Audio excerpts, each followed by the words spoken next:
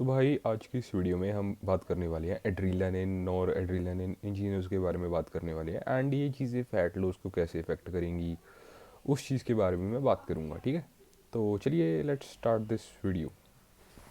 So let us have a brief discussion on what are adrenaline and noradrenaline. ठीक है,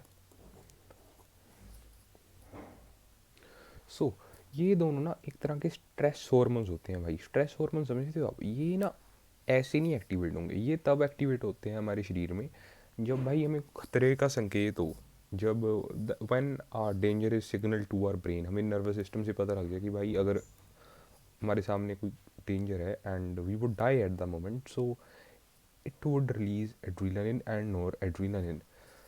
ठीक है, हमारी बॉडी ये दोनों हार्मोन्स को सिक्रीट करेगी। Okay, and what these hormones do is they increase our BMR. आपका बीएमआर जैक हो जाएगा। ठीक है, your BMR would be jacked first of all, that is the effect of adrenaline और adrenaline and you would feel hot. ठीक है, गर्म लगेगा भाई आपको। You would feel hot like आप सर्दी में हो। ठीक है, एंड आपके पीछे कुत्ता भागा, आपको ऐसा लगेगा कि मैं गर्मियों में हूँ 1 मिनट के बाद, बिकॉज ऑफ दीज हॉर्मोन्स। ठीक है, आपका बीएमआर अप जाएगा। जब बीएमआर अप जाएगा हार्ट रेट अप जाएगा and you would also feel hot eight that moment. इससे एक और चीज़ होती है and that is that you start breaking down more fuel. Breakdown of fuel, तो हमारा जो फ्यूल का ब्रेकडाउन है that would also jack up. ठीक है, हमारा बॉडी बहुत ज़्यादा फ्यूल बर्न करना स्टार्ट कर देगी। बॉडी में फ्यूल किस तरह का होता है? पहली बात तो ग्लाइकोजन। ठीक है, and let's say that we start breaking fat at that moment. Fat हमारी बॉडी रेगुलर कंडीशन में नहीं ब्रेक करती एट हाई इंसुलिन लेवल, लेकिन अगर इंसुलिन हाई भी है ना and we are in a stress situation, तो हमारी बॉडी फैट ब्रेक करना शुरू कर देगी, because we have to escape that danger situation so that we can feel safe. तो that is a special condition when insulin levels don't affect fat loss. ठीक है, अगर हम बहुत ज़्यादा स्ट्रेस्ड वाली सिचुएशन में है तो हमारी बॉडी उड़ाना शुरू कर देगी फैट को ऐसे ऐसे।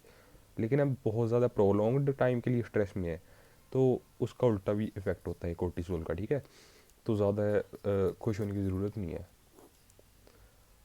ठीक है, कि मैं तो स्ट्रेस में रहता हूँ, ठीक है मैं तो ब्रेक डाउन कर लूँगा। Fuck man you, if you are thinking like that. ठीक है, so what I was saying is that कि let us say this is the base line. ठीक है, पहले ऐसा था,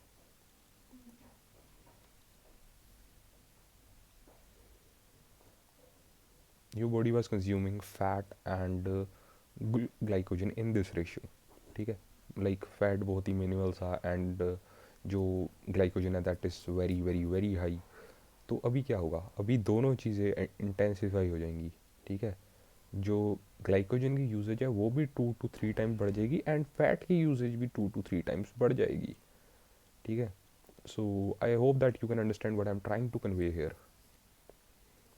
तो दोनों चीज़ें जैकअप हो जाएंगी एंड फिर चर्बी ख़त्म होना शुरू हो जाएगी। ठीक है, सो समझिए आप क्या कह रहा हूँ मैं। तो बीएमआर ऊपर जाएगा। Second thing, you would intensify the burning of fuel. ठीक है, ठीक है, फ्यूल ऊपर जाएगा। तो रेगुलरली होता पता क्या है कि जब हमारा इंसुलिन हाई होता है ना, जब इंसुलिन हाई होता है तो एच एस एल क्या होता है? Hormone sensitive lipase. क्या होता है? H S L, hormone sensitive lipase. जब इंसुलिन हाई होता है तो हार्मोन सेंसिटिव लाइपेस लो होता है। हार्मोन सेंसिटिव लाइपेस का क्या काम है? ये हमारी बॉडी में से चर्बी निकालता है। ठीक है, चर्बी निकालता है मतलब ऐसा नहीं कि ख़त्म कर देता है। चर्बी जैसे फैट जमा है वहाँ पर, तो फैट को ब्रेक डाउन करेगा कि ब्लड स्ट्रीम में आ जाए। तो ये काम है एच एस एल का। ठीक है, हार्मोन सेंसिटिव लाइपेस का।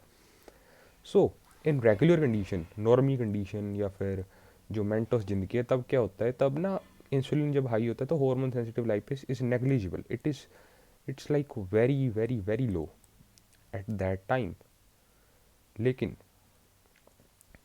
लेकिन अगर हमारी स्ट्रेस वाली सिचुएशन है, जब एड्रीनालिन और एड्रीनालिन रिलीज हो रहा है, तब क्या होगा, तब भाई हार्मोन सेंसिटिव लाइपेस ऊपर चले जाएगा regardless of the insulin level, because our body wants to survive. ठीक है, हम बचना चाहते हैं तो हमारी बॉडी कुछ भी करेगी उस काम के लिए। तो फिर क्या होगा, हार्मोन सेंसिटिव लाइपेस एक्टिवेट हो जाएगा and our body would start readily making ketones for that very situation.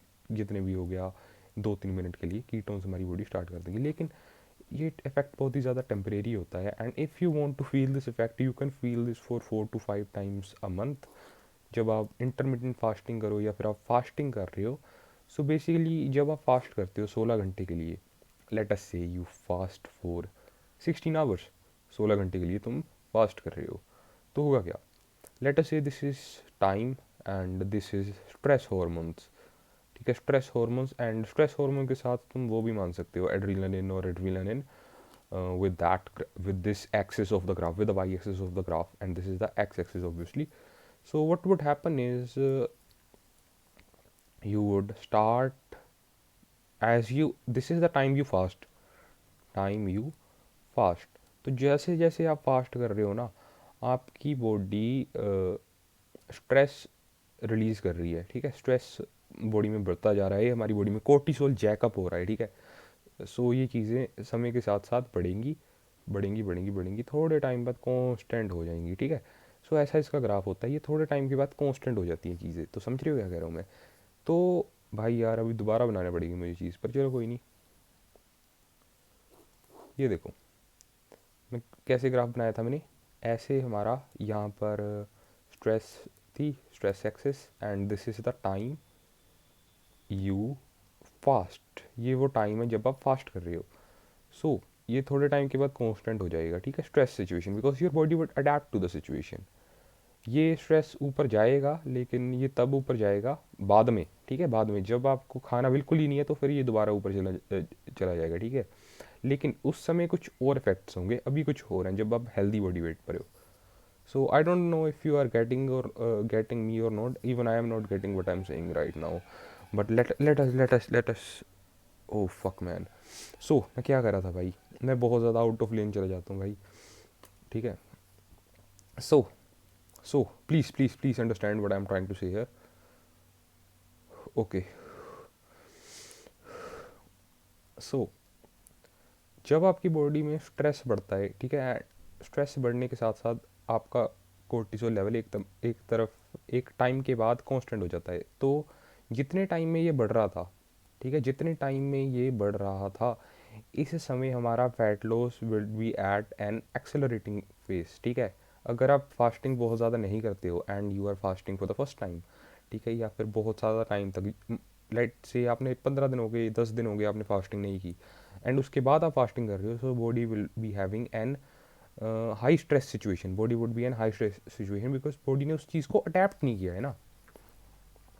तो क्या होगा कि आपका फैट लॉस होगा एक एसेलरेटिंग फेस, जितने टाइम आप फास्ट कर रहे हो एसेलरेटिंग फेस पर होगा। शुरू के टाइम पर हमारी बॉडी बर्न करेगी फ्यूल, एंड एक एक्सेलरेटिंग पेस पर हमारी बॉडी फैट बर्न स्टार्ट कर देगी। ठीक है, एंड थोड़े टाइम के बाद वो फैट बर्न कॉन्स्टेंट हो जाएगा as you are long into the fast. ठीक है, ओहो भाई ये तो दिखा नहीं होगा ना आपको, तो ये ग्राफ मैं आपको ऐसे नीचे बना देता हूँ ये ग्राफ। फक मैन, ये देखो ध्यान से देखो, ऐसे आपकी बॉडी, ये फैट लॉस है, fat loss and time you fast. ठीक है, तो time you fast and fat loss, तो हो क्या रहा है, फैट लॉस ऊपर जा रहा है, फैट लॉस गया गया गया गया गया ऊपर गया, एंड कुछ समय के बाद आपकी बॉडी जब फास्टिंग से अडेप्ट हो गई है, मान लो 3-4 दिन आप फास्ट कर रहे हैं, तो उसके बाद आपका फैट लॉस कम हो जाएगा एंड एक कॉन्स्टेंट पेस पकड़ लेगा। तो समझ रहे हो मैं क्या कह रहा हूँ कि थोड़े टाइम के लिए स्ट्रेस अच्छा रहता है, अगर प्रोलॉन्ग्ड पीरियड के लिए तो स्ट्रेस बॉडी अडेप्ट कर लेती है, तो फिर फैट स्ट्रेस का कोई फ़ायदा ही नहीं है ना। अगर स्ट्रेस बॉडी ने अडेप्ट कर लिया तो फिर स्ट्रेस का जो बेनिफिट हो रहा था वो बेनिफिट हमें नहीं होगा। यही काम कॉफ़ी का है, यही काम हमारा कॉफ़ी का है। अगर मान लो आप फास्टिंग कर रहे हो या कीटोजेनिक डाइट कर रहे हो एंड कॉफ़ी पीनी आपने स्टार्ट कर दी, तो कुछ दिनों में, शुरू के कुछ दिनों में आपका एक्सेलरेटिंग फैट लॉस होगा, लेकिन उसके बाद बॉडी अडेप्ट कर लेगी।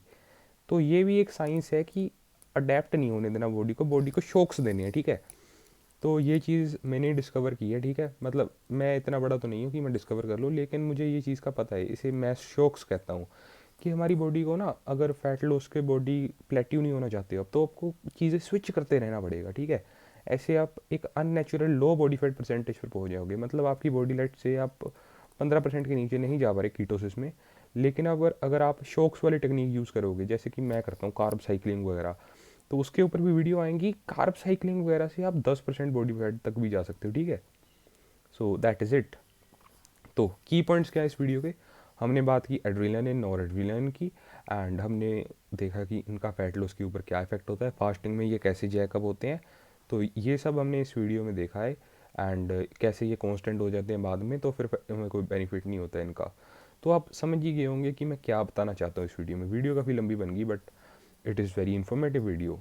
आई hope that you like this video.